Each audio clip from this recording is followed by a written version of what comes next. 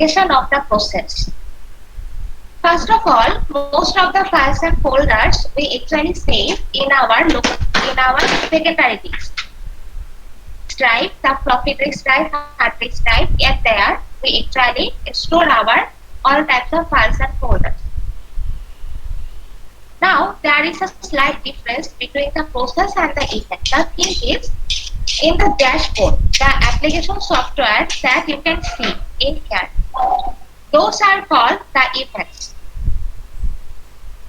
And any types of application software to run on my computer, at that point of time it becomes process.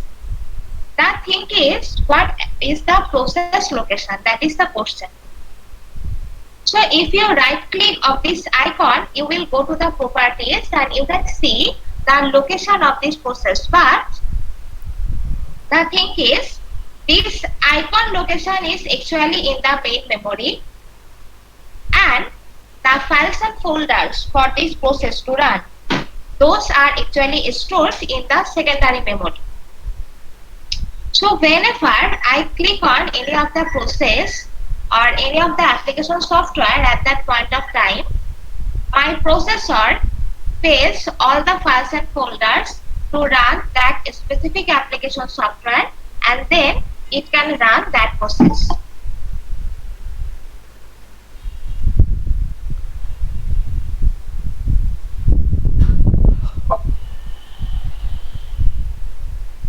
Modern operating system presume paging hardware that allow non-cognitious physical memory to support partially resident process. At the last chapter, at the end of your course, you will learn about the paging. Actually, divided the computer memory into part by part, into lots of blocks. So inside the blocks, you can actually store your file and folder in any types of block, called the hardware paging. Hardware paging is actually work as like as a common example is when you write down the report. Also at that point of time, there are lots of parts in the report. The analyze and design part. Inside the analyze and design part, there are lots of sub-parts. So this sub-part is actually called the paging of your computer operating system. So your computer operating system, there are lots of parts, and the memory is divided according to the part by part wise. And according to part by part wise, the data you can actually store. Even time, a portion of a process image may be made memory, which reminder in the secondary memory. This line means the same thing that all types of application software icons are actually stored in the main memory. But the files and folders to run that appropriate application software, these all are stored actually in the secondary memory.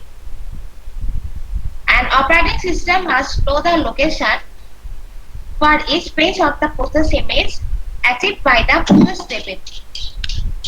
That means our operating system must have the knowledge that how to run the process, how can they run the location, and where the actual location for each of the processes. Otherwise, your operating system won't be able to run any types of application software. Slide, if you have any question, you can ask. Then the attribute of the process. So attribute means the property of the processes, that what are the properties we can find out for a process. So if I right click on any types of application software,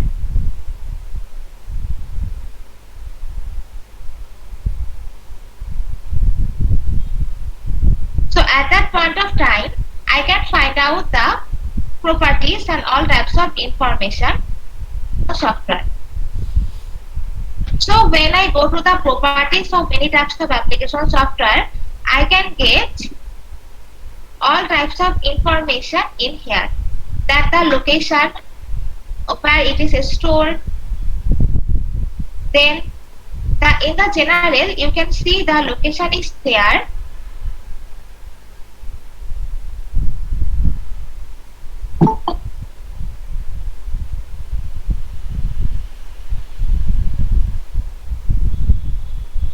when you go to shortcut, you actually see where the all files and folders for this application software is actually stored. So the all things that you can see from here, what are the advanced in this here, what are the created date, modified date, access date, all of these information are actually the attribute of your process. So when you run any types of application software, at that point of time, first have to get all types of ideas that which types of application software actually it is.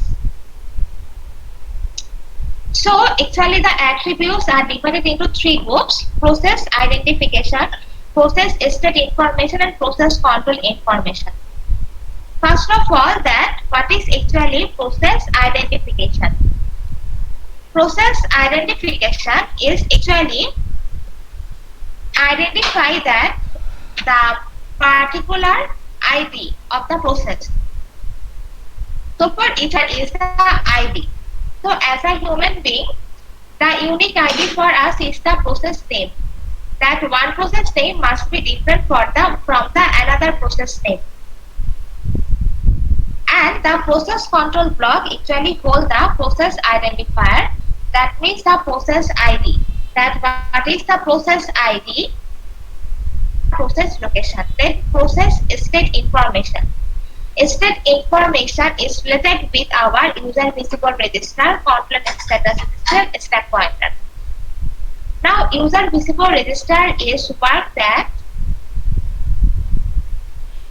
it is referred to the machine language that the processor executes while in user mode. Typically, there are 8 to 32 bit of registers, some RISC implementation over 100. So user visible register means that in the process where you can actually change.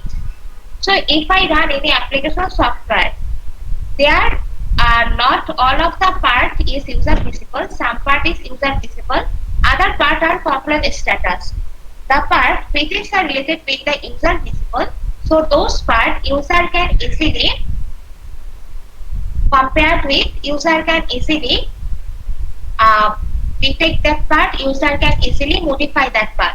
Say for example, I am teaching you this PowerPoint slide. So in this PowerPoint slide, I can create the slide, I can write the slide, I can change the design of the slide. This is done by the user visible register. But in the PowerPoint slide, you can see these icons. I cannot change this icon. This is actually held on by the control and status register. So in control and status register, three registers are related with the process. One is the program counter, that is told that the address of the next instruction that need to be executing. Then conditional code. It is done all types of arithmetic and mathematical operation. Information. State information includes some enables or disable flags. That means I can close this PowerPoint slide. I can open this PowerPoint slide. I can save this PowerPoint slide. This is done by the status information. And stack pointer. Stack pointer is you know that when a processor is run the process, at that point of time there are several types of process can come at the same time. At that point of time, your processor need to be run the process.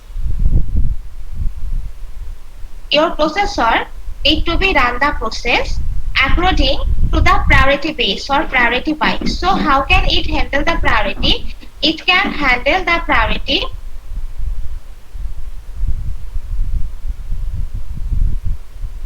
help of the interrupt handler with the help of the priority controller. So there is the stack pointer. In stack pointer is actually work first in first out if there is any priority process is done. So priority process entered in the processor at last, but because of some priority issue, it worked first. So guys, in this slide, if you have any question, you can ask.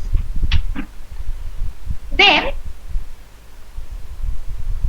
schedule and state information. For the process control information that is related with schedule and state information, data structure, inter-process communication, process privilege, memory management and utilization. First of all, scheduling and state information. Scheduling and state information means that state means whether your process is ready, running, not running, waiting, suspend, terminated, which type of state your process is right now. Priority means that there are lots of process are waiting in the queue. So, according to the priority, which process you need to run first, which process you need to run later. Means that for each of the process, there is a specific time is given. During the specific time, you have to run the processes. That for the example that process A needs 6 seconds, so within 6 seconds you have to run the execution of the process. That is called the scheduling. Data structuring. Data structuring means that which type of process it is. Mathematical types of process, or whether it is an engineering sector type process, or whether it is general purpose use of process. Means the common example, whether it is a word process or word file, whether it is a PowerPoint slide, or whether it is a code block, whether it is a sumo or anything, which type of process it is. That is called data structure. Communication means that inside the process, I can run the process, I can restart the process, I can close the process with the help of the flags and signals. That is called inter-process communication. Also, I am now running two processes. One is my Google Chrome, another one is my PowerPoint slide. So I can go from one process to another process. It is called inter-process communication. Then process privileges. Process privilege means that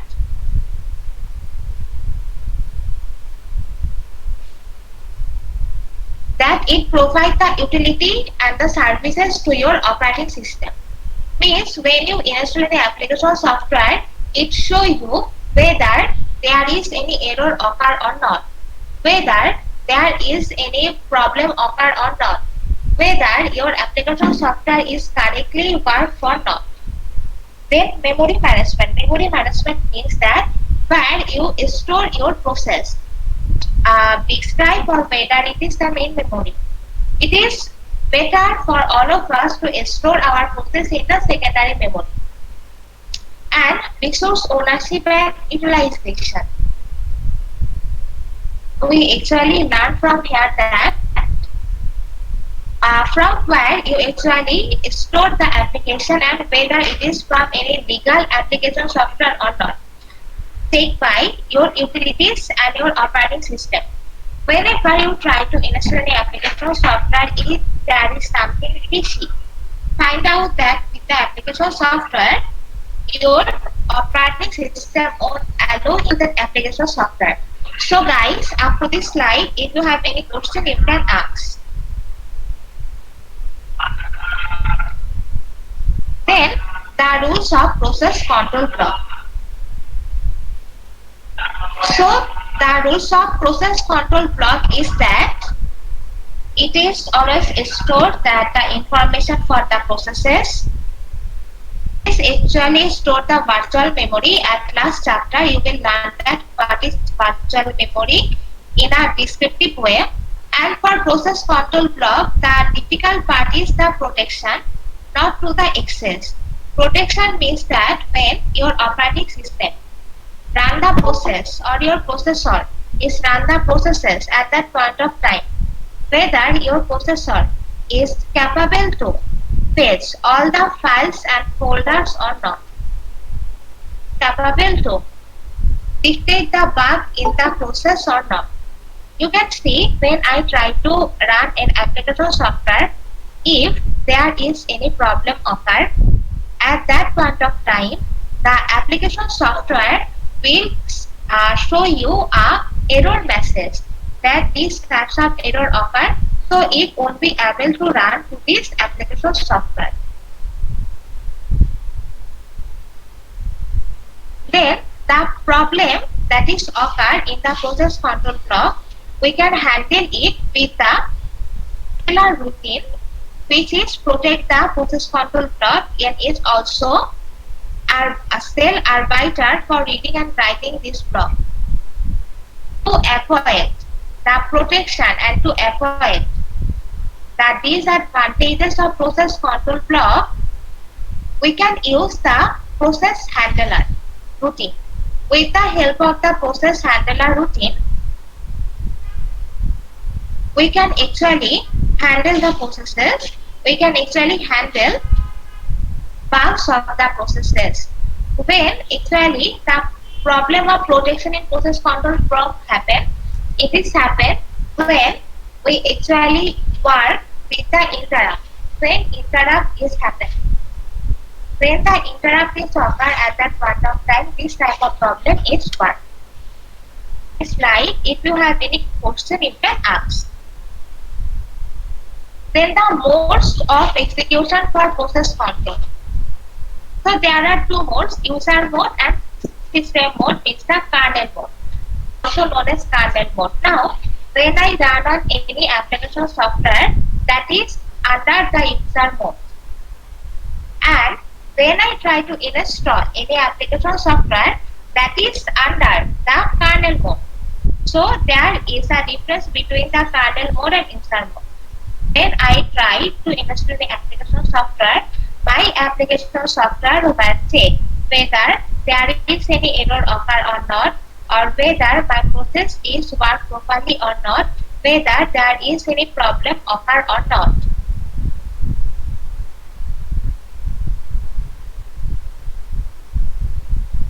So that is the actual thing that happen in the kernel mode, means the system mode. And user mode means when I run my application software, that is called the user mode. So guys, in this slide, you can ask. Then the typical functions of the kernel mode. Process management. So what is actually happen in the process management? So inside process management, it is related with the process creation and termination, process schedule and dispatching, process switching, process synchronization and support for inter-process communication, management of process control block. Memory management is related with the work of swapping, page and segmentation and allocation of the address. IO management is related with the buffer management and allocation of the IO channel and device. Support functionalities are related with the interrupt handling, accounting and monitoring. The thing is that process management, memory management, IO management and support function. These four things are related with the system mode, is your kernel mode. These things are done with the help of your kernel, is the system mode. So during the system mode is happen at that point of time, process management is related with this type of one. Memory management related with this type of one. Already you know what is swapping, what is process control block, what is synchronizing. All of the things you are known about it. You are already I discussed all of the things in the previous slide. You know all of the things. So this is actually happen when our kernel mode or the system mode is working. So system mode is actually doing these types of things which is totally unknown by as a end user. So guys, up to this slide, if you have any question you can ask.